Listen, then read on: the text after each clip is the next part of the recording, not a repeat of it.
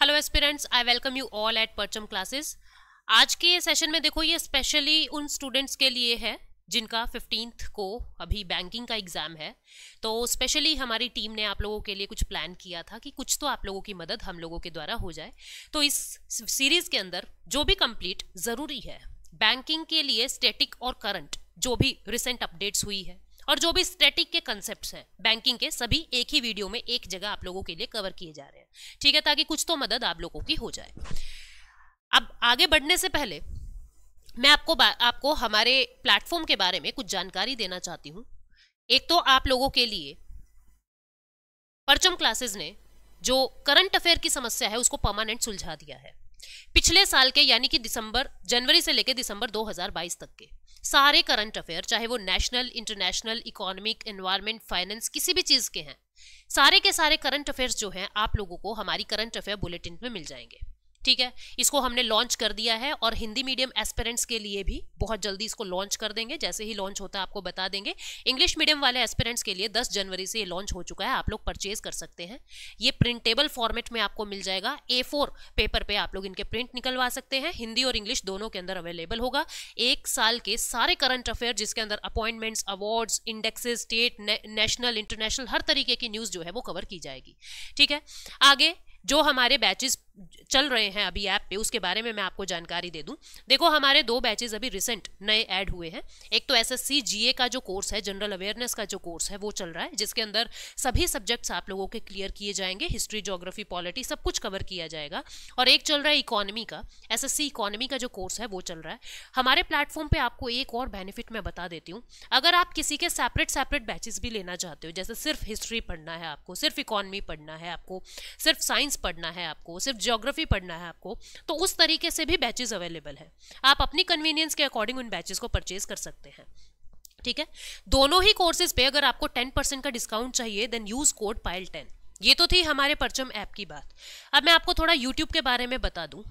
मेरी जो क्लासेस है यानी इकोनॉमी की जो क्लासेस है, मंडे शाम को 7 बजे करंट अफेयर की क्लास आती है। एवरी मंडे शाम को 7 बजे आपको पूरी प्लेलिस्ट मिल जाएगी, जिसके अंदर पूरे हफ्ते के इकोनॉमिक्स और फाइनेंस के करंट अफेयर जो भी उस हफ्ते में हुआ है उसके बारे में बात की जाती है।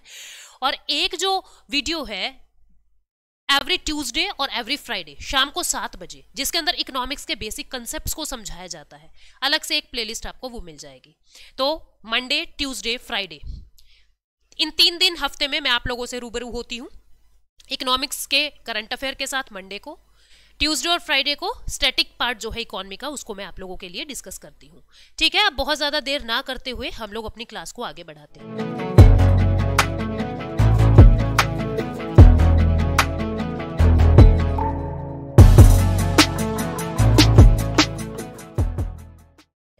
इस लेक्चर के अंदर मैं वो सभी चीजों को इंक्लूड कर रही हूं जो आपके लिए जरूरी है।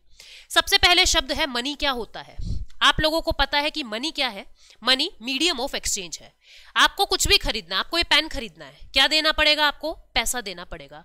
आपको दूध खरीदना है, क्या देना पड़ेगा? पैसा देना पड़ेगा। आपको हमारे कोर्सेज खरीदने हैं, क्या दोगे आप लोग? हमें पैसा दोगे। तो मनी क्या है? मनी मीडियम ऑफ एक्सचेंज जो है वो मनी कहलाता है। और मनी ही है, इसी वजह से आप मेजर ऑफ वैल्यू भी कर सकते हो। मैंने मेरी वैल्यू किस में मेजर की? भाई मैं मेरे कोर्स का इतना रुपया लूंगी, मैं मेरी मेहनत का इतना रुपया लूंगी। मेरी वैल्यू क्या है? जितना मेरे कोर्स का रुपया है, ठीक है। यानी जो मनी है उसी वजह से कोई भी इंसान इस दुनिया में अपनी वैल्यू को मेजर कर पाता है। कोई कारपेंटर है, वो बेंच बना रहा है, उसने टेबल बनाई। हमने पूछा कि भैया आपकी वैल्यू क्या है? वो क्या बोला? एक बेंच का 5000 लूंगा। यानी उसने अपनी मेहनत की वैल्यू बता दी। किस फॉर्म में? मनी की फॉर्म में। तो जो मनी है वो मीडियम ऑफ एक्सचेंज भी है और मनी जो है वो मेजर ऑफ वैल्यू भी है, ठीक है। अब इस मनी के फंक्शंस देख लेते हैं। ये एक रिवीजन टाइप की क्लास चल रही है, ठीक है। तो बहुत ज्यादा डिटेल में ना जाते हुए हमको नंबर ऑफ कंसेप्ट्स ज्यादा कवर करने हैं, ठीक है ना। तो फंक्शंस ऑफ मनी, मनी के फंक्शन क्या है? मनी के 3 फंक्शन होते हैं, primary function, secondary function, contingency function. Primary function कौन से होते हैं? प्राइमरी फंक्शंस में 2 फंक्शंस आएंगे मनी के। एक को कहते हैं मीडियम ऑफ एक्सचेंज, जिसको अभी हमने पढ़ा, और एक को कहते हैं मेजर ऑफ वैल्यू। यानी दोनों ही MM से हैं, आप लोग देख सकते हैं, दोनों को ही MM से मैंने बताया है। Medium of exchange and measure of value दोनों को मैं ऑलरेडी एक्सप्लेन कर चुकी हूं। आपके पेपर में क्वेश्चन बनेगा कि निम्नलिखित में से कौन या विच of the following is a primary function, which of the following is a secondary function, which of the following is neither primary nor secondary, यानी which of the following is a contingent function. इस तरीके से question बनते हैं because NCERT के अंदर ये है। ठीक है, तो आपको याद रखना है कि प्राइमरी एम से शुरू होंगे, medium of exchange and measure of value. Secondary function आपको कैसे याद रखने हैं? सेकेंडरी फंक्शन याद करने के लिए आपको एस टी डी को याद रखना है। एस का मतलब है स्टैंडर्ड ऑफ डेफर्ड पेमेंट, क्योंकि पैसा है, क्योंकि मनी है, इसीलिए ये पॉसिबिलिटीज हैं कि आप अपनी चीजों की जो पेमेंट है उसको आप स्थगित कर देते हो, उसको आप डेफर्ड कर देते हो, मतलब आप उसको पोस्टपोन कर देते हो। डेफर्ड पेमेंट का मतलब अपनी पेमेंट्स को पोस्टपोन कर देना। फॉर एग्जांपल, आपने कोई एसी खरीदा, एसी की कीमत है 33,000 to 40,000 रुपीज, आपका एसी आ रहा है, लेकिन आपकी इतनी हैसियत नहीं है कि आप एक टाइम में इतना पैसा दे दीजिए, आप एक टाइम में इतना पैसा दे दो। तो आपने क्या किया, वो जो एसी है, वो जो आपका प्रोडक्ट है, आप उसको ईएमआई पे परचेज कर लोगे। ठीक है, आप उसको मंथली इंस्टॉलमेंट्स में पे कर दोगे कि ठीक है 3,000 रुपये अब ले लो, 3,000 अगली बार दे देंगे, 3,000 फिर नेक्स्ट टाइम दे देंगे। मतलब आपने अपनी पेमेंट्स को डेफर्ड कर दिया, आपने अपनी पेमेंट्स को स्थगित कर दिया, पोस्टपोन कर दिया। तो ये मनी का सेकेंडरी फंक्शन है। ट्रांसफर ऑफ वैल्यू, आप कहीं बाहर बैठे हैं, आपके पेरेंट्स इधर इंडिया में हैं, आप यूएस में नौकरी कर रहे हैं, आप अपनी वैल्यू को यानी अपने पैसे को यानी अपनी सैलरी को मनी के रूप में अपने पेरेंट्स के पास ट्रांसफर कर सकते हो एक क्लिक से। तो ये क्या होता है? Transfer of value. You can transfer your value at any place. ठीक। स्टोर ऑफ वैल्यू, अब मैं क्या करती हूँ, पूरे महीने अपनी वैल्यू को स्टोर करती रहती हूँ। भाई आज मैंने परचम क्लास से 1,000 रुपीज कमा लिए, कल मैंने परचम क्लास से 2,000 रुपीज कमा लिए, परसों मैंने परचम क्लास से मैंने मेरी 4,000 की वैल्यूज जो है वो सेल कर दी। जब मंथ एंड आएगा मैं परचम टीम को बता दूंगी या परचम टीम मुझे बता देगी कि मैम इस महीने आपकी वैल्यू इतनी हो गई है, इस महीने आपका पैसा इतना हो गया है, और वो पैसा जो है वो मुझे ट्रांसफर कर देंगे। तो मैंने क्या किया, पूरे महीने तक अपनी जो वैल्यू है उसको स्टोर करती गई। भाई आज मेरे 200 रुपए बन गए, कल मेरे 100 रुपए बन गए, फिर मेरे 50 रुपए बन रहे हैं, फिर मेरे 50,000 रुपए बन रहे हैं। इस तरीके से पूरे मंथ मैंने क्या किया, अपनी वैल्यू को, अपनी सैलरी को स्टोर करती चली गई, और मंथ एंड में मुझे वो पैसा मिल जाता है। It means we can store our value in the form of money. तो ये मनी का सेकेंडरी फंक्शन है, standard of deferred payment, transfer of value, store of value. कैसे याद रखोगे? एसटीडी, एसटीडी जो हम करते थे, एसटीडी है ना, फोन वगैरह, तो एसटीडी से आप याद रखोगे। उसके बाद कंटिंजेंट फंक्शन, प्राइमरी और सेकेंडरी को छोड़ के और ऐसे कौन से फंक्शंस हैं जो मनी के फंक्शन हैं? सबसे पहले हम नेशनल इनकम को डिस्ट्रीब्यूट कर सकते हैं। जितनी भी हमारी नेशनल इनकम होती है वो नेशनल इनकम सभी जो रेजिडेंट्स हैं इंडिया के उनके पास पहुंचती है, जो सिटीजन्स हैं इंडिया के उनके पास पहुंचती है। ठीक है, मे बी गवर्नमेंट इसको रीडिस्ट्रीब्यूट करती है, मे बी कोई भी इसको डिस्ट्रीब्यूट कर रहा है। तो नेशनल इनकम का डिस्ट्रीब्यूशन तभी पॉसिबल है जब पैसा है। अगर कोई और चीज होती पैसे की जगह, आप डिस्ट्रीब्यूट नहीं कर सकते थे। Then basis of credit, basis of credit मतलब हम बैंक से लोन ला सकते हैं। क्यों ला सकते हैं? क्योंकि पैसा है, पैसा है तभी तो लोन पॉसिबल है। ठीक है, उसके बाद लिक्विडिटी ऑफ वेल्थ। अब मेरे पास सोना है, मेरे पास प्रॉपर्टी है, मैं उस गोल्ड को, उस प्रॉपर्टी को कैश की फॉर्म में कन्वर्ट करवा सकती हूं, यानी कि लिक्विड फॉर्म में कन्वर्ट करा सकती हूं। तो क्योंकि मनी है तभी ये लिक्विडिटी पॉसिबल है, तभी कैश शब्द जो है वो पॉसिबल है, कैश वर्ड तभी एग्जिस्ट कर रहा है बिकॉज मनी है। तो हम अपने वेल्थ को, अपने धन को, अपने एसेट्स को हम लिक्विड फॉर्म में कन्वर्ट करा सकते हैं पैसे की बदौलत। तो लिक्विडिटी ऑफ वेल्थ इसका तीसरा कंटिंजेंट फंक्शन है। देन मेजरमेंट ऑफ यूटिलिटी, आप अपनी यूटिलिटीज को, आप अपनी सेटिस्फैक्शंस को मेजर कर सकते हो कि मैंने तो यार ये 50 रुपए का बिस्किट लिया था, इतना मजा नहीं आया 50 रुपए वाला, है ना। यही आइसक्रीम 10 की होती ना फिर तो ठीक है। मैंने पर्स खरीदा था, 500 का पर्स है, ये पता है तुमको 500 का पर्स है। पर सामने वाले आपकी फ्रेंड ने क्या कहा, 500 का तो नहीं लग रहा, ऐसे ही लग रहा है चीपड़ा सा, 100-150 का। यानी आप क्या कर रहे हो, आप किसी भी चीज की यूटिलिटी को, आप किसी भी चीज की सेटिस्फैक्शन को पैसे में मेजर करते हो। कि ड्रेस है, ये बहुत खूबसूरत सी ड्रेस है, ओनली 1500 की है, आप कहोगे 1500 की, ये तो 15,000 जैसी लग रही है। यानी आपने क्या किया, यूटिलिटी को भी मेजरमेंट किया पैसे के रूप में। तो ये सब क्या है, ये सब कंटिंजेंट फंक्शन है मनी के। प्राइमरी, सेकेंडरी और कंटिंजेंट फंक्शन को हमने समझा।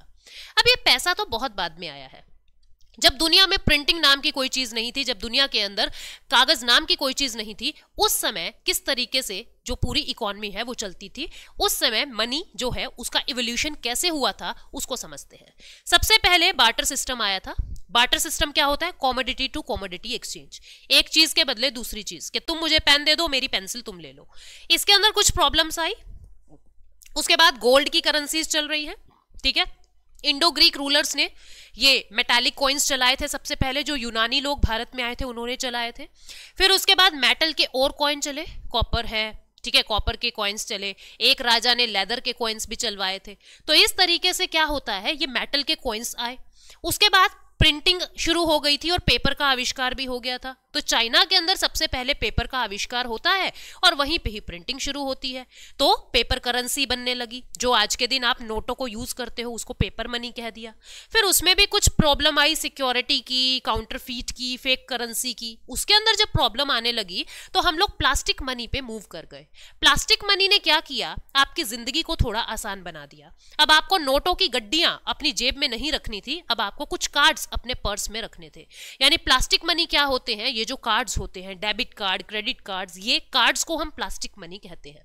इनके अंदर भी फिर कुछ सिक्योरिटी की प्रॉब्लम आने लगी, कार्ड्स से भी पर्स मोटा होने लगा। तो आप लोगों ने क्या किया, आप लोगों ने उस पैसे को इलेक्ट्रॉनिक मनी में बदल दिया कि पैसा तो हमारा बैंक में रखा है और हम अपने फोन का यूज करके इस पैसे को खर्च कर सकते हैं। इलेक्ट्रॉनिक मनी का रूप आ गया।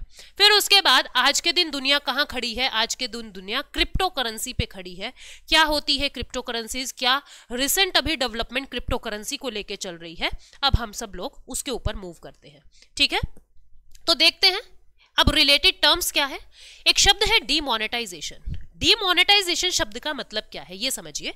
डीमोनेटाइजेशन शब्द का मतलब क्या है, इंडिया में 3 टाइम्स डीमोनेटाइजेशन हुआ है। कब कब? 1946 में हुआ है, 1978 में हुआ है और 8 नवंबर 2016 को हुआ है। ये डीमोनेटाइजेशन शब्द है क्या? डीमोनेटाइजेशन शब्द मैं बहुत ज्यादा डिटेल में तो नहीं जा रही हूं because it's a revision class. मैं आपको मोटा मोटा बस ये बता देती हूं कि डीमोनेटाइजेशन का मतलब होता है जब किसी करेंसी को अब हम लीगल टेंडर नहीं कहते, ये हमारा लीगल टेंडर नहीं रहा।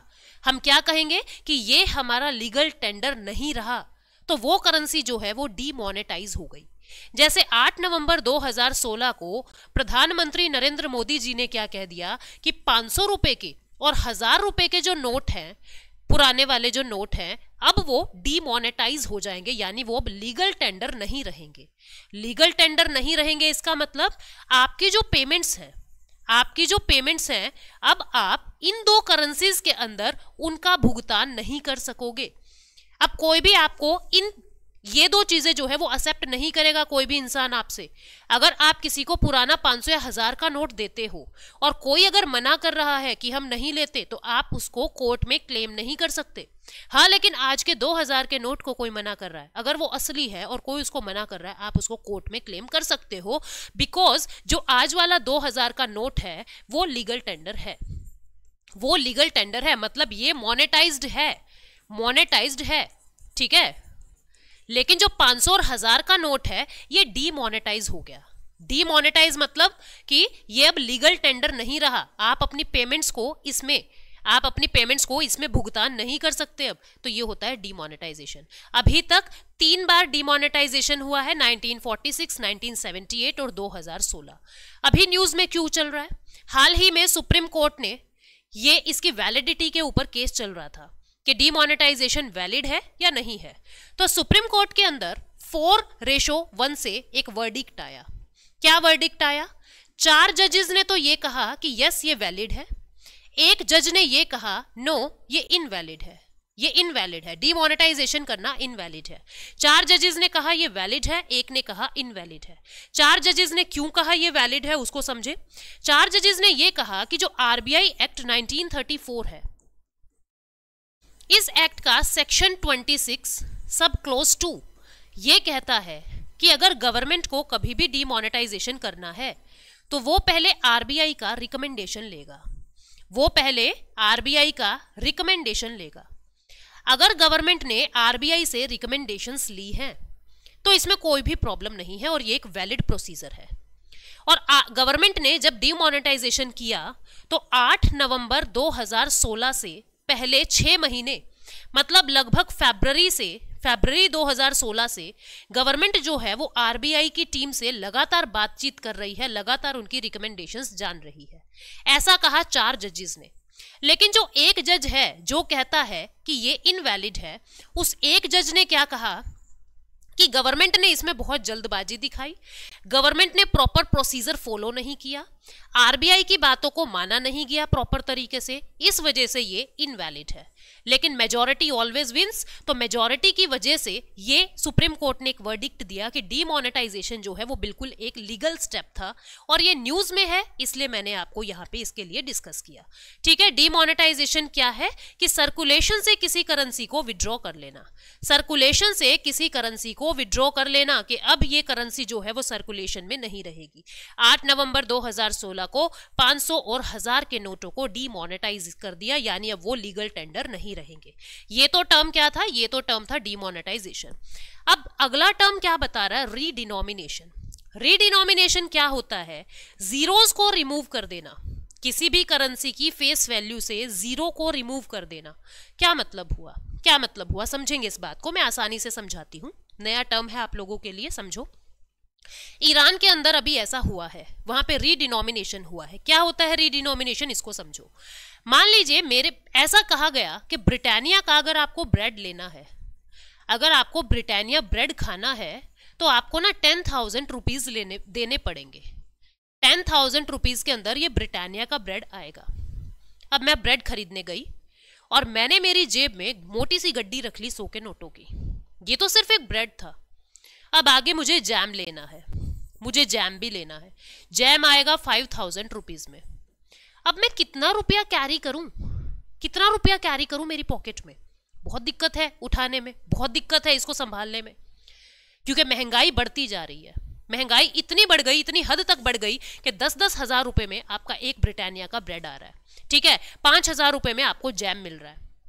तो ऐसी प्रॉब्लम को सुलझाने के लिए मान लीजिए भारत सरकार ऐसा कह दे कि आप ना ऐसा करो, 10,000 रुपए मत दो हमको, आप ऐसा करो हमको एक गोल्ड कॉइन दे दो, आप ऐसा करो एक गोल्ड कॉइन दे दो, ठीक है, या फिर आप ऐसा करो कुछ भी, एक पार्ले जी का बिस्किट दे दो हमको, एक पार्ले जी का बिस्किट दे दो, 10,000 रुपए बराबर एक पार्ले जी बिस्किट। ठीक है, उन्होंने क्या कहा, आपकी मर्जी है, आप चाहो तो हमको ये 10,000 रुपए दे दो, और आपको अगर कैरी करने में प्रॉब्लम हो रही है तो हम 10,000 रुपए की इन जीरोस को हटा के हम क्या कह रहे हैं, ये 10,000 रुपए एक गोल्ड कॉइन के बराबर है। अब आपको ये 10,000 रुपए कैरी करने की जरूरत नहीं है, अब आपको सीधा सा आना है और ये एक गोल्ड कॉइन हमें देना है और हम फिर आपको एक ब्रेड का पैकेट दे देंगे। मतलब आपने क्या किया, अपनी करेंसी से इन जीरोस को रिमूव करके इस रुपए को किसी और के बराबर इक्वल कर दिया। ठीक है, वैल्यूज को इक्वल कर दिया कि ये बराबर ये। ठीक है, होता है ना मैथ में लेट एक्स बराबर दिस, बिल्कुल इसी तरीके से यहां भी मान लिया गया कि 10,000 रुपए बराबर एक गोल्ड कॉइन। ये तो मैं समझाने के लिए बोल रही हूं। अब हुआ क्या हकीकत में, हकीकत में ईरान के अंदर बहुत ज्यादा महंगाई होने की वजह से, हाई इन्फ्लेशन होने की वजह से वहां की जो करेंसी है वो थी रियाल। क्या थी, रियाल। ठीक है, 2020 में वहां महंगाई बहुत ज्यादा थी, तो उनकी जो करेंसी थी रियाल, उन्होंने क्या कहा कि 10,000 रियाल जो है वो किसके इक्वल है, एक टोमान के इक्वल है। उन्होंने क्या कहा, 10,000 रियाल एक टोमान के इक्वल है। अब आपको अगर कहीं पे परचेज करना है कुछ, आप चाहे उसको 10,000 रियाल दे दो या फिर आप उसको एक टोमान दे दो, बात एक ही होगी। ठीक है, तो उन्होंने अपनी करेंसी को बदला नहीं है, ऐसा नहीं है उन्होंने रियाल को बैन कर दिया, रियाल बैन नहीं हुआ है, बस उसको बदल दिया। 10,000 रियाल बराबर एक टोमान, उन्होंने उसके जीरो को रिप्लेस करके एक टोमान के इक्वल कर दिया। इसका मतलब क्या होता है, रीडिनोमिनेशन, आपने अपनी करेंसी को रीडिनोमिनेट कर दिया। ठीक है, तो Iran is equals to toman to replace Iranian rial in 2020। क्या कहा इन्होंने, 10,000 रियाल बराबर एक टोमान। ठीक है, तो आप देख पा रहे हो दिस इज रियाल, और अब ये रियाल जो है इस टोमान में बदल गया है। ठीक है ना, तो आगे बढ़ते हैं। रीडिनोमिनेशन के बाद अगला टर्म क्या देखना है आपको, बैंक मनी। बैंक मनी क्या होता है स्टूडेंट, कोई भी वो मनी जो आप बैंक में डिपॉजिट कर देते हो। आपकी जेब में बहुत सारा पैसा था, लेकिन आपको वो जो मनी है वो संभालने में प्रॉब्लम हो रही है। अब आपने क्या किया, वो जितना भी मनी आपके पास था आपने वो बैंक में डिपॉजिट कर दिया। आपने क्या किया, वो बैंक में डिपॉजिट कर दिया, उसको क्या कहा, बैंक मनी। अब बैंक में तो डिपॉजिट कर दिया, लेकिन अब आपको तो बिस्किट खाना है, आपको तो चॉकलेट खानी है। अब आप उस रुपए का यूज कैसे करोगे? आपको तो कहीं पे ट्यूशन लेनी थी, आपको तो कहीं पे बड़े से IIM कॉलेज में एडमिशन लेना था। अब आप उस रुपए को यूज कैसे करोगे? आप अपनी पेमेंट्स को कैसे भुगताओगे? आप चेक का यूज करोगे, आप डिमांड ड्राफ्ट का यूज करोगे, डीडी का यूज करोगे, चेक का यूज करोगे। किसी भी, आप देख पा रहे हो ये चेक है, ये डीडी है। किसी भी एक चेक के अंदर 3 पार्टीज इन्वॉल्व होती है।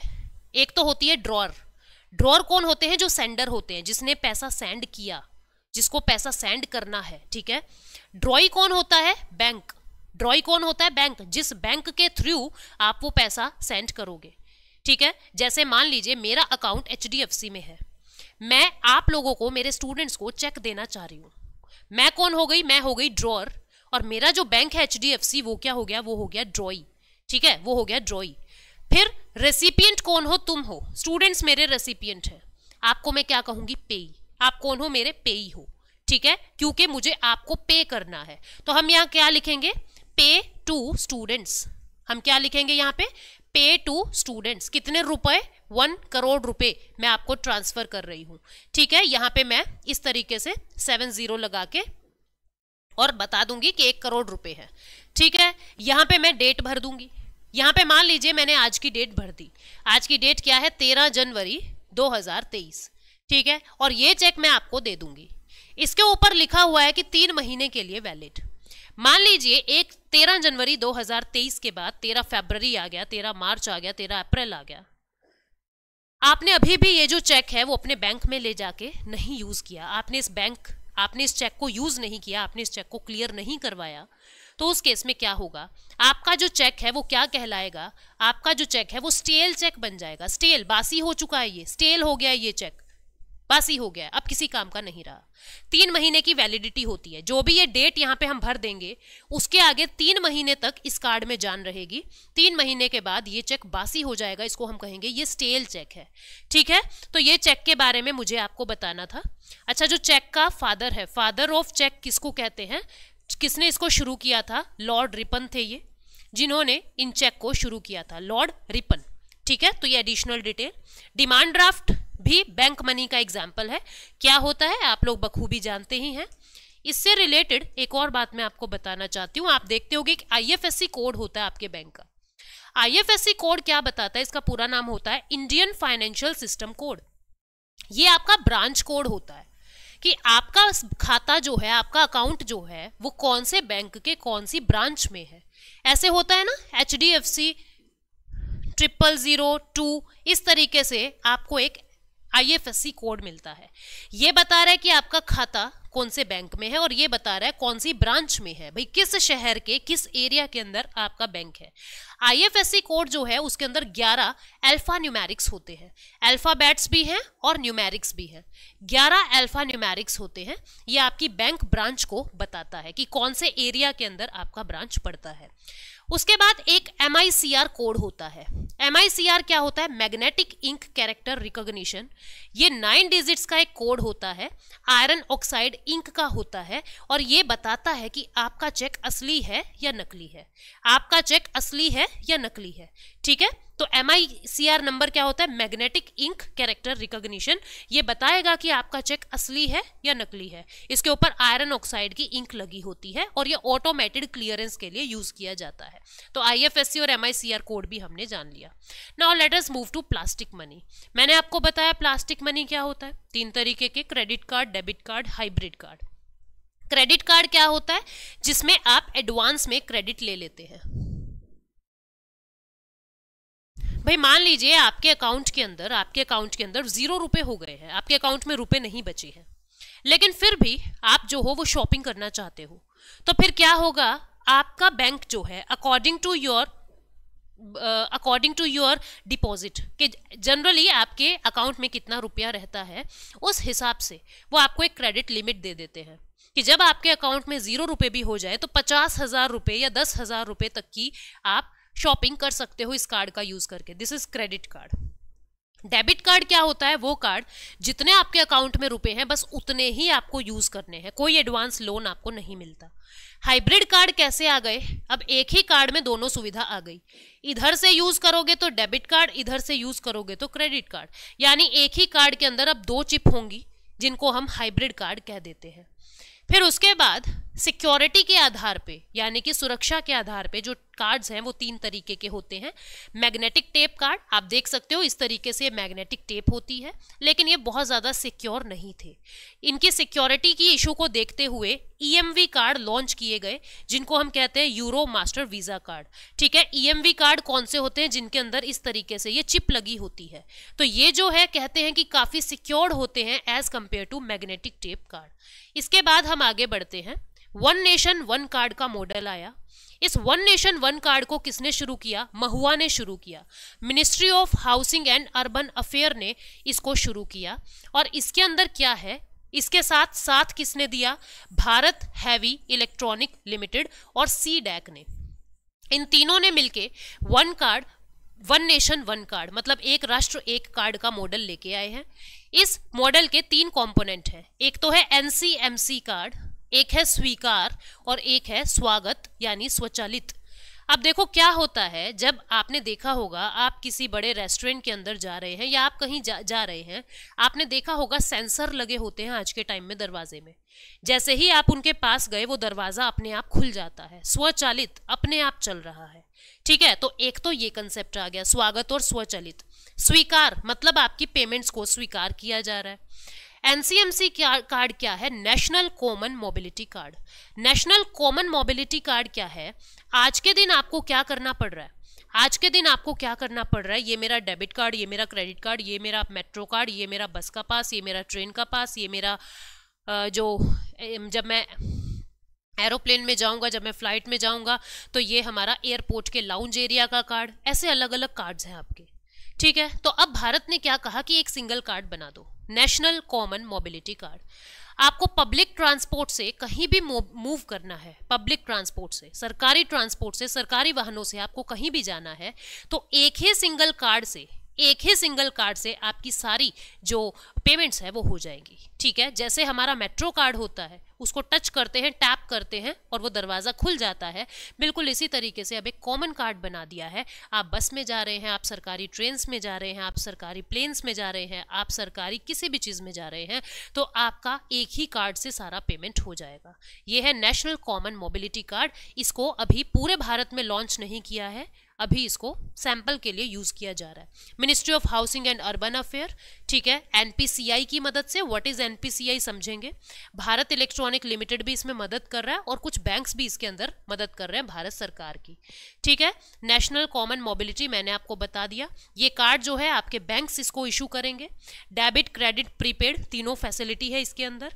स्वीकार क्या है? Automatic fair collection system. आप जैसे ही जाएंगे, जैसे टोल पे अपने आप जो किराया है, जो अपने आप खर्चा है वो अपने आप कट हो जाता है, इसी तरीके से आपके कार्ड से ऑटोमेटिक फेयर जो है वो कलेक्ट हो जाएगा। स्वागत क्या है? जो स्टेशंस के गेट हैं, रेलवे के, बस स्टैंड के, वो अपने आप खुल जाएंगे, दिस इज स्वागत। तो ये 3 कंपोनेंट है नेशनल कॉमन मोबिलिटी कार्ड के साथ साथ।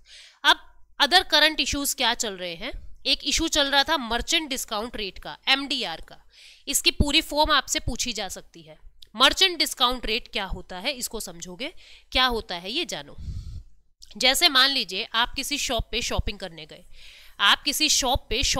गए, ठीक है, आपने उस शॉपिंग वाले दुकानदार को क्या कहा, सेलर को क्या कहा, आपने कहा भैया हम ना कार्ड से पेमेंट करेंगे, हम कार्ड से पे करेंगे। ठीक है, आपने 100 रुपीज़ का सामान खरीदा, 100 रुपीज़ का सामान खरीदा, आप बोले हम कार्ड से पे करेंगे, तो इस सेलर के खाते में कितने रुपए जाएंगे? 98 रुपए जाएंगे। आपने तो 100 पे किए थे, इसके खाते में 98 रुपए जाएंगे। 2 रुपए कहाँ चले गए? 2 रुपए एमडीआर कट गया, मर्चेंट डिस्काउंट रेट।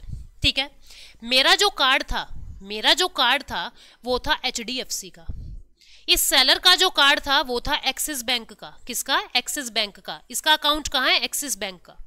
ठीक है, मैंने एचडीएफसी के कार्ड से एक्सिस बैंक के अंदर पेमेंट किया। किसकी मदद से? मैंने मास्टर कार्ड की मदद से ये पेमेंट किया। ठीक है, तो मास्टर कार्ड क्या हो गया? Payment gateway. जिसने हमारी पेमेंट को सक्सेसफुल किया, पेमेंट गेटवे। ठीक है, HDFC क्या हो गया, HDFC ये जिससे मैंने पैसे भेजे और कहाँ गए, वो एक्सिस बैंक में पैसे गए। तो जो ये 2 रुपए हैं ये इन तीनों के बीच में बट जाएंगे, जहां पे रिसीव हुए हैं, जहां से पे किए गए हैं और जो पेमेंट गेटवे है, इन तीनों के बीच में ये 2 रुपए जो हैं वो बट जाएंगे और इस सेलर को इन 2 रुपए का भुगतान करना पड़ा। इसको कहते हैं मर्चेंट डिस्काउंट रेट यानी कि MDR। ठीक है, मर्चेंट डिस्काउंट रेट यानी MDR। तो सेलर बोला यार मेरे को क्या पड़ी है कि मैं कार्ड से पेमेंट करवाऊं, मैं तो यही कहूंगा कि भैया कार्ड से पेमेंट मत करो तुम, मैं तो यही कहूंगा कैश दे दो। तो इससे प्रॉब्लम क्या हो रही थी, इससे प्रॉब्लम ये हो रही थी कि लोग जो हैं कतराने लगे ऑनलाइन पेमेंट्स लेने के लिए। वो क्या कहते थे, कैश में कर दो। लेकिन भारत का जो मिशन था लेस कैश इकोनॉमी वाला, वो खराब हो रहा था। तो इसके लिए क्या किया गया, एक PIDF अकाउंट बनाया गया, पेमेंट इंफ्रास्ट्रक्चर डेवलपमेंट फंड। इस सेलर को कहा गया कि देख भाई हम तुझे इतनी सर्विसेज देते हैं, तुझे स्वाइप की मशीन दी, ठीक है, तुझे हमने परमिट किया कि तू ऑनलाइन पेमेंट ले सके, तू ऑनलाइन जो पेमेंट्स है उसको रिसीव कर सके, तो इसलिए तेरे ऊपर ये 2 रुपए लगते थे। लेकिन अब जो तेरे 2 रुपए है वो हम भुगतेंगे, भारत सरकार भुगतेगी, RBI भुगतेगा, भारत सरकार भुगतेगी। इसके लिए हम क्या कर रहे हैं, एक पेमेंट इंफ्रास्ट्रक्चर डेवलपमेंट फंड बना रहे हैं जिसके अंदर 500 करोड़ रुपए जमा करके रखेंगे। 250 करोड़ RBI देगा, 250 करोड़ गवर्नमेंट ऑफ इंडिया देगी, और इस तरीके से 500 करोड़ रुपए इस डेवलपमेंट फंड में रख रहे हैं। अब हम तुमसे ये 2 रुपए नहीं मांगेंगे तुम्हारी सर्विसेज के लिए, ये 2 रुपए हम पे करेंगे इस खाते में से, मतलब तुमको MDR नहीं देना है। मर्चेंट डिस्काउंट रेट क्या होता है, मर्चेंट को पे करना पड़ता था, लेकिन अब PIDF खाता बना दिया है, पेमेंट इंफ्रास्ट्रक्चर डेवलपमेंट फंड, जिसमें 500 करोड़ रुपए रखे गए हैं। जितने भी MDR कटते थे अब भारत सरकार अपनी तरफ से उनको पे करेगी। ठीक है, तो यहाँ पे आप देख रहे हो MDR वो फीस है जिसको मर्चेंट को पे करना पड़ता है, मर्चेंट पे करता है जिसको हर क्रेडिट या डेबिट कार्ड ट्रांजैक्शन पे। MDR जो है 3 पार्टीज पे शेयर किया जाता है, एक तो जो इशू है, जो पे कर रहा है यानी जो ग्राहक है, जिसके अकाउंट में पैसा आ रहा है, और जो पेमेंट गेटवे है, तीनों के बीच में जो ये है ये शेयर किया जाता है। ठीक है,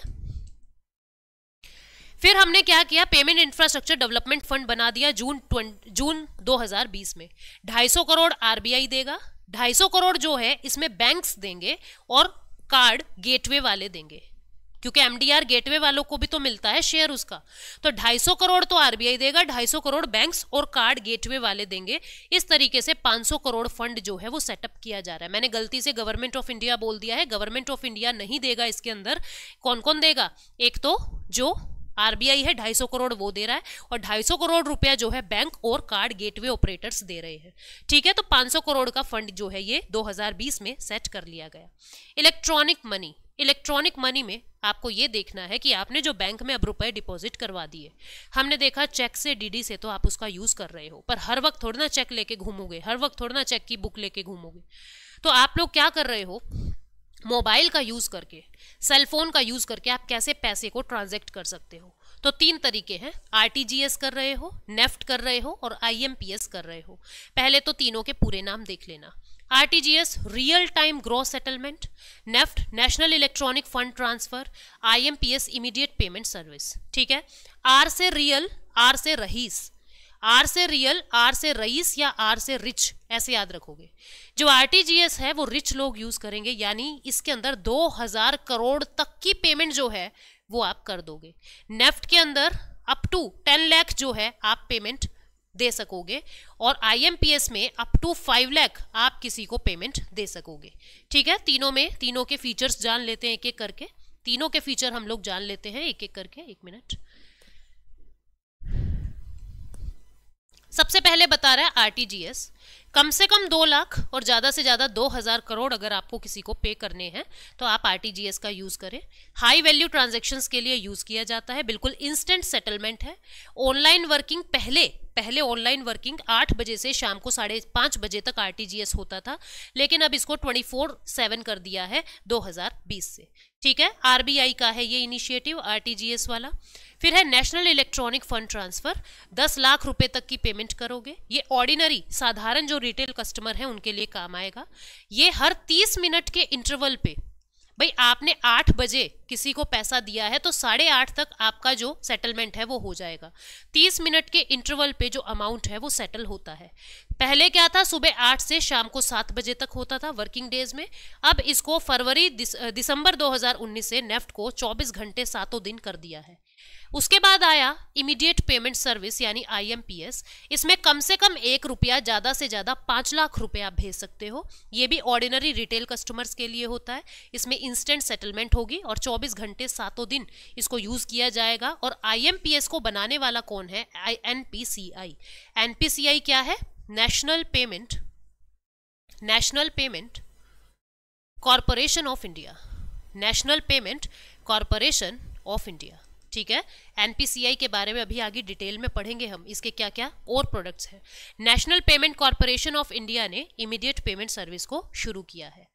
इसके बाद क्रिप्टो करेंसीज के बारे में अपने को जानना है। क्रिप्टो करेंसीज आपको पता है ये क्या होती हैं? डिजिटल और वर्चुअल करेंसी होती है, ठीक है। ब्लॉकचेन टेक्नोलॉजी का इसमें यूज किया जाता है। काफी सिक्योर्ड डिसेंट्रलाइज्ड डाटाबेस का इसमें यूज किया जाता है। ओल्ड एंट्रीज को आप डिलीट नहीं कर सकते, न्यू एंट्रीज जो है सभी को विजिबल होंगी, कौन क्रिप्टो को खरीद रहा है, कौन क्रिप्टो को बेच रहा है। 2009 में इसकी शुरुआत हुई थी सतोशी नाकामोतो के द्वारा। इसने क्रिप्टो करेंसी बिटकॉइन नाम की क्रिप्टो करेंसी को लॉन्च किया था। पूरी दुनिया में 21 मिलियन बिटकॉइन है और एक बिटकॉइन जो है वो 10 की पावर 8 सतोशी के इक्वल है। ये 108 नहीं है, ये 10 रेज़ टू पावर 8 है। 10 की पावर 8 सतोशी के इक्वल है। मतलब कि एक बिटकॉइन की सबसे स्मॉलेस्ट यूनिट, जैसे कि 1 रुपया बराबर 100 पैसे होते हैं ना, ऐसे ही एक बिटकॉइन बराबर 10 की पावर 8 सतोशी होता है, ठीक है। 2013 में इंडियंस को वार्न किया था कि आप क्रिप्टो करेंसी का यूज मत करो क्योंकि इससे फ्रॉड हो सकते हैं, टैक्स इवेजन हो रहा है और टेरर फाइनेंसिंग हो रही है। 2017-18 में दिनेश शर्मा कमेटी बिठाई और सुभाष चंद्रा कमेटी बिठाई कि आप लोग कुछ मेजर्स बताएं कि किस तरीके से हम इनको हैंडल करें। 2018 में RBI ने डायरेक्शंस दे दिया था कि क्रिप्टो करेंसीज कंपनीज के साथ अपने सारे रिलेशंस को स्टॉप कर दीजिए। 2019 में मिनिस्ट्री ऑफ फाइनेंस ने, डिपार्टमेंट ऑफ इकोनॉमिक अफेयर ने एक ड्राफ्ट बिल जो है वो इशू किया और क्रिप्टो करेंसी को बैन करने की बातें की गई, इसको रेगुलेट करने की बातें की गई। फिर क्रिप्टो करेंसीज वालों ने सुप्रीम कोर्ट में केस डाला कि क्या तरीका है, पहले प्रूव तो करो कि हम टेरर फाइनेंसिंग कर रहे हैं। जब तक ये बातें प्रूव नहीं हो सकती आप किसी के काम को बैन नहीं कर सकते। तो मार्च 2020 में सुप्रीम कोर्ट ने RBI को कहा कि इस बैन को रिवोक करो, इस बैन को हटा लो।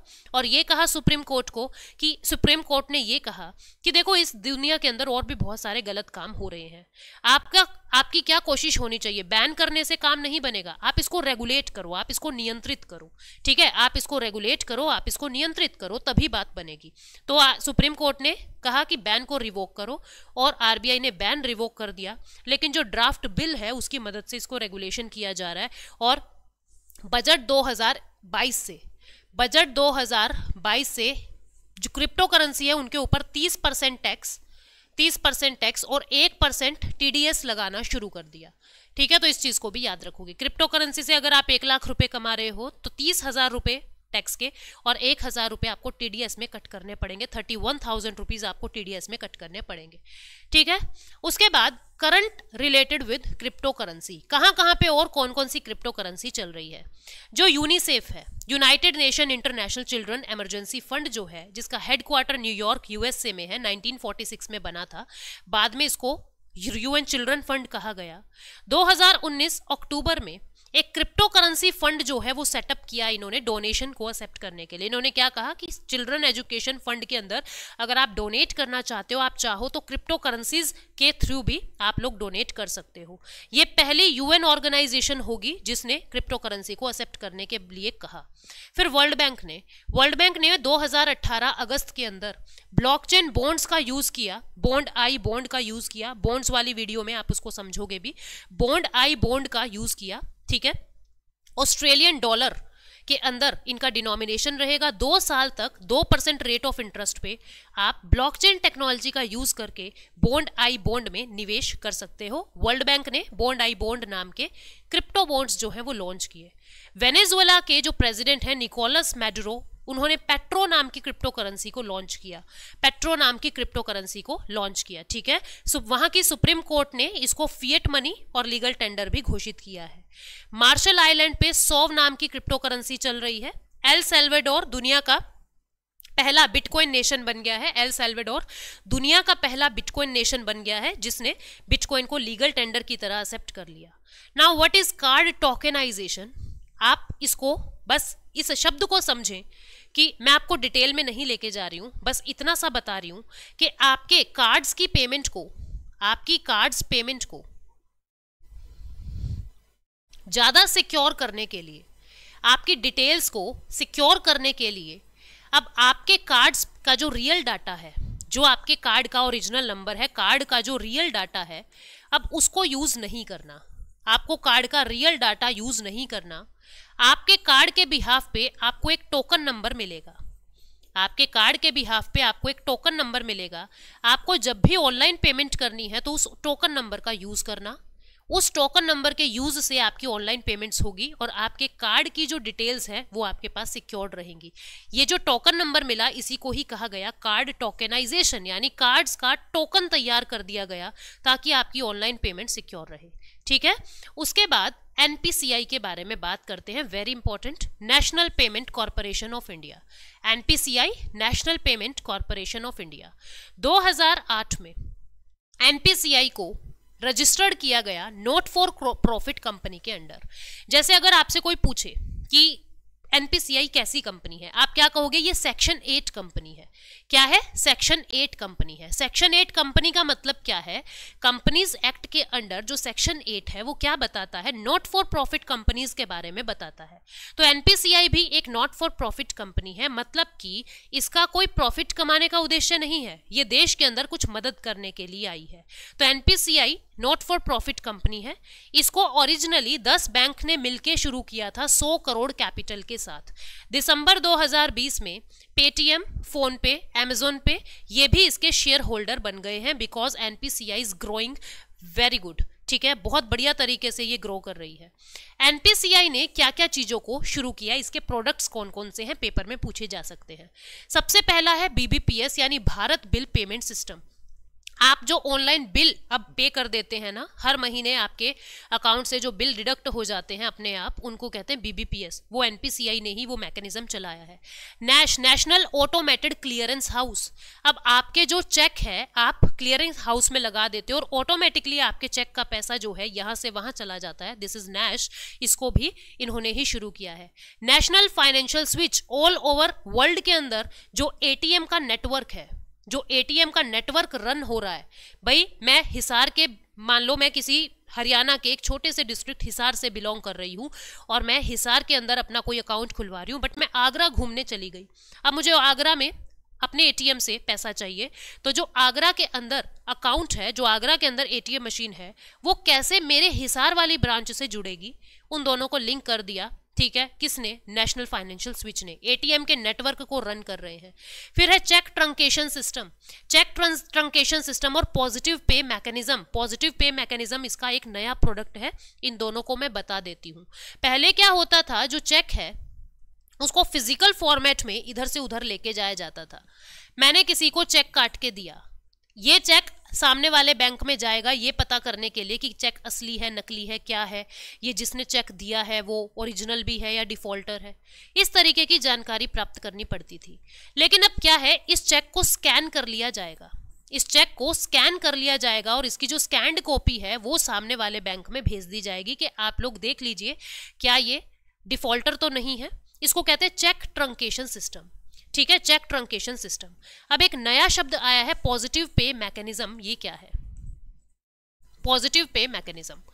अगर आप किसी को 50,000 से ज्यादा की पेमेंट कर रहे हो, 50,000 से ज्यादा की पेमेंट कर रहे हो, मोर देन 50,000 अगर आप किसी को पे कर रहे हो, मान लीजिए यहां पे हूं मैं, ठीक है, यहां पे हूं मैं, यहां पे है कोई भी, मान लीजिए रिचा मैम है, ठीक है, रिचा मैम है। अब रिचा मैम ने क्या किया, मुझे एक चेक काट के दिया, मुझे मैम ने चेक काट के दिया 1 लाख का। मैंने क्या किया, मैंने उसके अंदर एक जीरो एक्स्ट्रा लगा दी, मैंने उसके अंदर 1 जीरो एक्स्ट्रा लगा दी, मतलब जब ये कार्ड मेरे पास आया चेक, मैंने उसके अंदर 1 जीरो एक्स्ट्रा लगा दी और बैंक में लगा दिया, तो ये तो गलत बात हो गई है ना, फ्रॉड हो गया ये तो अब हुआ क्या, अब कहा गया कि जो पायल है वो भी एक कॉपी स्कैन करके भेजेगी बैंक के अंदर, और रिचा मैम भी उस कार्ड के उस चेक की कॉपी को स्कैन करके भेजेंगी बैंक के अंदर।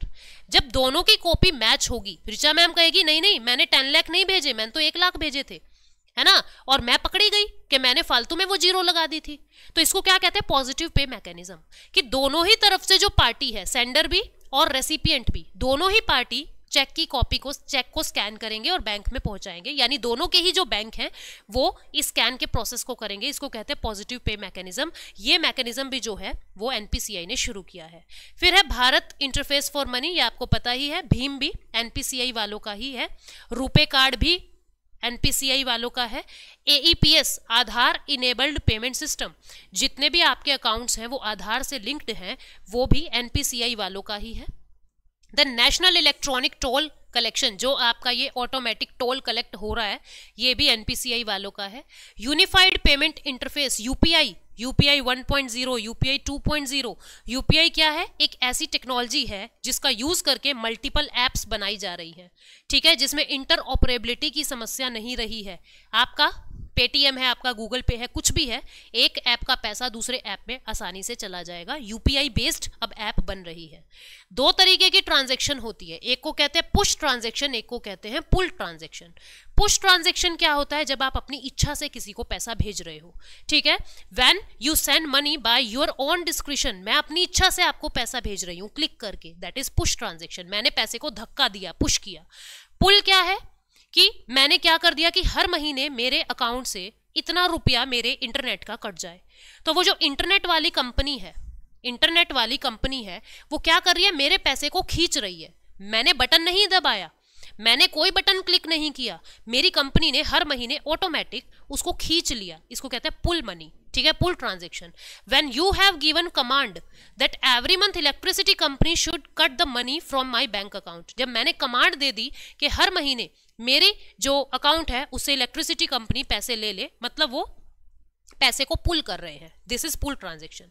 मार्च 2022 में आरबीआई ने यूपीआई प्लेटफॉर्म, एक नया यूपीआई प्लेटफॉर्म 123 पे जो है वो लॉन्च किया है। क्या लॉन्च किया है, 123 पे। ये भी एक नया यूपीआई प्लेटफॉर्म है। जिनके पास स्मार्टफोन नहीं है, जिनके पास वो कीपैड वाले फोन है, उनके लिए सहूलियत किया है 123 पे बना के, ताकि आप लोग भी यूपीआई ट्रांजैक्शंस कर सके। Next is direct benefit transfer. Direct benefit transfer क्या है, ये ई रूपी है, ठीक है, और डायरेक्ट बेनिफिट ट्रांसफर को समझिए, काफी इंपॉर्टेंट है। व्हाट इज दिस, अब मान लीजिए मेरी एक कंपनी है, या मान लो सरकार है, ये क्या है, गवर्नमेंट है, गवर्नमेंट ऑफ इंडिया है। गवर्नमेंट ऑफ इंडिया क्या चाहती है कि किसी प्रेग्नेंट लेडी को वो चाहती हैं कि हम 5,000 रुपये दे दें। हम क्या दे दें, 5,000 रुपये दे दें। किसी जननी सुरक्षा योजना या मातृत्व सुरक्षा योजना के अंतर्गत हम 5,000 रुपये दे दें। लेकिन अब जब ये 5,000 रुपये इस प्रेग्नेंट लेडी के पास गए, तो इसके पति ने मारपीट करके इससे वो 5,000 रुपये ले लिए और दारू पी गया उसकी, शराब पी गया उसकी। तो सरकार ने क्या किया, ई रूपी लॉन्च कर दिया। ई रूपी क्या है, सरकार इसको एक कोड देगी, इसके अकाउंट में एक कोड होगा, और वो कोड जाके किसी ड्राई फ्रूट की दुकान पे ही यूज होगा। वो कोड जाके किसी ड्राई फ्रूट्स की दुकान पे ही यूज होगा। अगर उस कोड को ले जाके आप किसी शराब की दुकान पे, आप किसी लिकर की शॉप पे अगर आप यूज करोगे, वो यूज नहीं होगा। इसको क्या कहा, इलेक्ट्रॉनिक रूपी ट्रांसफर कर दिया, ताकि उस रूपी का जो पर्पस है वो पर्पस पूरा हो सके। तो ये डायरेक्ट बेनिफिट ट्रांसफर के लिए ई रूपी लॉन्च किया है भारत सरकार ने। ये एक इलेक्ट्रॉनिक वाउचर होगा, ये भी एनपीसीआई की ही मुहिम है, नेशनल पेमेंट कॉर्पोरेशन इंडिया की ही मुहिम है। इसके अंदर फाइनेंस मिनिस्ट्री का जो डिपार्टमेंट है, डिपार्टमेंट ऑफ फाइनेंशियल सर्विसेज, और नेशनल हेल्थ मिनिस्ट्री ने भी इसके अंदर काफी मदद की है इसको सपोर्ट करने में, ठीक है। मदर के लिए फूड, चाइल्ड्स के लिए मेडिकल, टीबी लोगों के लिए जो मेडिसिन है वो देने के लिए, मतलब जितनी भी स्कीम्स है वहां पे आप इसका यूज कर सकते हो। प्राइवेट लोग भी कर सकते हैं और गवर्नमेंट लोग भी कर सकते हैं। मान लीजिए कोई प्राइवेट कंपनी है, वो चाहती है कि हम अपने जितने भी हमारे एम्प्लॉयज हैं उनको हम जिम का फ्री पैसा दें। अब आपने तो जिम के लिए दिया था, मान लीजिए उसने ट्यूशन कर ली उस पैसे से, कुछ और कर लिया, उसने फोन ले लिया उस जिम के पैसे से, तो गलत हो जाएगा। आपने जिम के पर्पज से दिया है पर पैसे का पर्पज यूज तो नहीं हुआ, पूरा तो नहीं हुआ।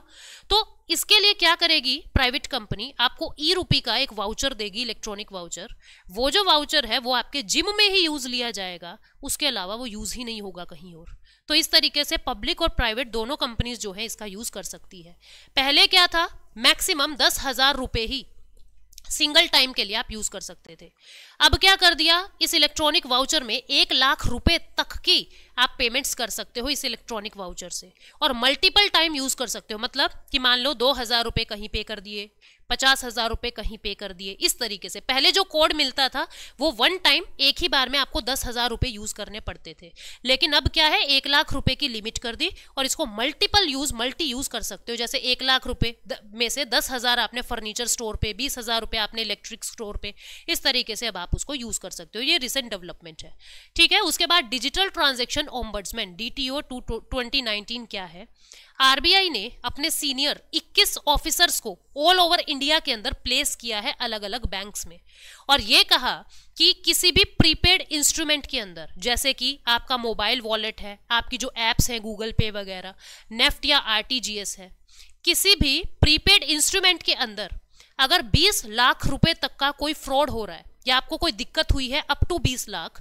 तो आप इन ओम्बड्समैन के पास अपनी शिकायत दर्ज करवाओगे।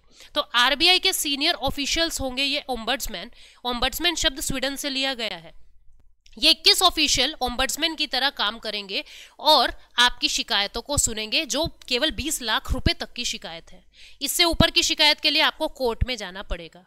इन ओम्बड्समैन ने जो भी कहा, मान लो आपको वो पसंद नहीं आया, तो ओम्बड्समैन के बाद आप फिर अगली अपील कहां कर सकेंगे, वो जो डिप्यूटी गवर्नर होंगे आरबीआई के, हायर अपील किसके लिए, किसके पास होगी, डिप्यूटी गवर्नर ऑफ आरबीआई के पास होगी, ठीक है। इसमें जो ये ओम्बड्समैन है, ये अगर सामने वाली पार्टी को पाते हैं या बैंक को पाते हैं कि आपने बेवजह परेशान किया है, तो 1 लाख रुपए तक का जुर्माना बैंक के ऊपर लगा सकते हैं कि आपने इनको मानसिक रूप से प्रताड़ना दी है, मानसिक इनका मेंटल एग्नी जो है, मतलब इनको परेशान किया है कस्टमर को। 20 लाख से ज्यादा की कंप्लेंट का मैटर है तो वो कोर्ट में जाएगा, वो यहां नहीं आएगा। अब हम बात करते हैं कुछ फाइनेंशियल इंस्ट्रूमेंट्स की, यानी कि फाइनेंशियल इंस्टीट्यूशंस की, उनके क्लासिफिकेशन की। देखो, जो फाइनेंशियल इंस्टीट्यूशन होता है 2 तरीके के होते हैं, एक को कहते हैं बैंक, एक को कहते हैं नॉन बैंक। बैंक की जब भी बात करें तो आप दिमाग में रखना SBI को, स्टेट बैंक ऑफ इंडिया को, और नॉन बैंक की जब भी हम बात कर रहे हैं तो आप दिमाग में क्या रखोगे, आप दिमाग में रखोगे मान लीजिए मुथूट। आपने दिमाग में क्या रखा, आपने दिमाग में रखा मुथूट फाइनेंस, ठीक है। तो नॉन बैंक के लिए आप मुथूट फाइनेंस को दिमाग में रखें और बैंक के लिए आप स्टेट बैंक ऑफ इंडिया को दिमाग में रखेंगे। तो अब देखिए, जो बैंक है और नॉन बैंक है दोनों में आगे क्या क्लासिफिकेशन होता है। बैंक 2 तरीके के होते हैं, कमर्शियल बैंक और कोऑपरेटिव बैंक, ठीक है। कमर्शियल बैंक जो हैं फिर 2 तरीके से कैटेगराइज होते हैं, शेड्यूल्ड कमर्शियल बैंक और non scheduled commercial bank. Scheduled commercial bank कौन होते हैं, जो आरबीआई एक्ट 1934 के शेड्यूल 2 के अंदर लिखे हुए हैं। आरबीआई एक्ट 1934 के शेड्यूल 2 में लिखे गए हैं, उनको हम कहते हैं शेड्यूल्ड बैंक। और नॉन शेड्यूल्ड बैंक जो इस लिस्ट में नहीं लिखे गए उनको नॉन शेड्यूल्ड बैंक कहते हैं। शेड्यूल्ड बैंक फिर आगे कैटेगराइज होते हैं पब्लिक सेक्टर बैंक, जिनके अंदर मेजॉरिटी शेयर होल्डर सरकार होती है, प्राइवेट सेक्टर बैंक जिसके अंदर majority share holder private players होते हैं, फॉरेन बैंक जिनका हेडक्वार्टर फॉरेन के अंदर होता है, और डिफरेंशियल बैंक जैसे कि payment bank, small finance bank, ये सब। Cooperative bank, state cooperative bank, district cooperative bank, urban cooperative bank, primary agriculture credit society. यहां से क्वेश्चन बहुत कम निकलता है, क्वेश्चन हमेशा वहां से निकलता है, ठीक है। आगे बढ़ते हैं, नॉन बैंक का क्लासिफिकेशन देखें तो नॉन बैंक को 3 तरीके से कैटेगराइज किया जाता है, all India financial institution, primary dealer और non banking financial companies. All India financial institutions कितनी है, नाबार्ड है, एक्जिम है, नेशनल हाउसिंग बैंक है और सिडबी है। जो 5वीं आईफाई थी, जो 5वां ऑल इंडिया फाइनेंशियल इंस्टीट्यूशन था, उसको क्लोज कर दिया गया 2012 में, जो था industrial investment bank of India. इसको क्लोज कर दिया गया। आज के दिन ये 4 ही ऑल इंडिया फाइनेंशियल इंस्टीट्यूशन है नॉन बैंकिंग के अंदर। ठीक है, उसके बाद आगे बढ़ते हैं। बैंक और नॉन बैंक में क्या डिफरेंस है? बैंक जो है डिपॉजिट ले सकते हैं, नॉन बैंक भी। नॉन बैंक आपका डिपॉजिट नहीं ले सकते। मतलब कि कौन सा? ये करंट अकाउंट सेविंग अकाउंट खोल सकते हैं, आपका डिपॉजिट ले सकते हैं। ये करंट अकाउंट सेविंग अकाउंट नहीं खोल सकते, ओनली एफडी कर सकते हैं, ओनली एफडी कर सकते हैं। ठीक है, ये लोन दे सकते हैं, ये भी लोन दे सकते हैं। यहाँ पे CRR cash reserve ratio maintain रखना जरूरी है, यहाँ पे कैश रिजर्व रेशो की कोई जरूरत नहीं है। यहाँ पे एसएलआर भी मेंटेन रखना जरूरी है। Now what is this CRR and SLR? मैंने वीडियोस में बताया है, बट आगे जाके मैं फिर एक्सप्लेन कर दूंगी। सीआरआर भी मेंटेन रखना पड़ेगा, एसएलआर भी मेंटेन रखना पड़ेगा। यहाँ पे क्या होगा, यहाँ पे नॉन बैंक्स को सीआरआर कोई मेंटेन नहीं रखना, एसएलआर जो हाउसिंग फाइनेंस की कंपनीज हैं केवल उनको एसएलआर मेंटेन रखना पड़ता है। ये डेबिट कार्ड इशू करते हैं, ये कोई डेबिट कार्ड नहीं देते। ये पासबुक इशू करते हैं, ये कोई पासबुक आपको नहीं देते। बैंक वाले का बॉस कौन होता है? आरबीआई। नॉन बैंक का बॉस जो है आरबीआई के साथ साथ कुछ अदर इंडस्ट्रीज होती हैं, लाइक पेंशन फंड की बात है तो pension fund regulatory development authority. अगर कहीं पे मान लीजिए बात है इंश्योरेंस की तो इंश्योरेंस रेगुलेटरी डेवलपमेंट अथॉरिटी। इस तरीके से आरबीआई के साथ साथ बाकी बॉस भी इनके ऊपर निगरानी रखते हैं। ठीक है, अब हम कमर्शियल और कोऑपरेटिव बैंक में डिफरेंस देखते हैं। कमर्शियल में डिपॉजिट हो सकता है, कोऑपरेटिव में भी डिपॉजिट हो सकता है। कमर्शियल बैंक लोन देते हैं, कोऑपरेटिव बैंक केवल खुद के मेंबर्स को लोन देते हैं, जो इनके कस्टमर्स हैं, जो इनके मेंबर्स हैं। क्रेडिट और डेबिट कार्ड दोनों ही लॉन्च करते हैं। कमर्शियल बैंक का बॉस कौन है? आरबीआई। और कोऑपरेटिव बैंक का आरबीआई के साथ साथ स्टेट गवर्नमेंट भी उनके ऊपर निगरानी रखती है। वोटिंग, जिसने जितना पैसा दिया उसकी वोट में उतना दम, जो जितना बड़ा शेयर होल्डर है बैंक में उसकी वोट में उतना दम। कोऑपरेटिव में हर इंसान की वैल्यू बराबर है, पर 1 पर्सन 1 वोट होता है। इसकी जो प्रेजेंस है कमर्शियल बैंक की कहीं भी होती है, लेकिन cooperative bank mainly Maharashtra, Gujarat, Andhra, Tamil Nadu में होते हैं और जगह भी, बट मेनली यहाँ पे ज्यादा है। ठीक, उसके बाद पब्लिक सेक्टर बैंक कौन से हैं? वो बैंक जिसमें सरकार मेजॉरिटी शेयर होल्डर होती है, लाइक देना बैंक, एसबीआई, पीएनबी। आप देख सकते हैं अभी 10 पब्लिक सेक्टर बैंक है, अभी 10 पब्लिक सेक्टर बैंक है भारत के अंदर, उनको और भी कम किया जाएगा।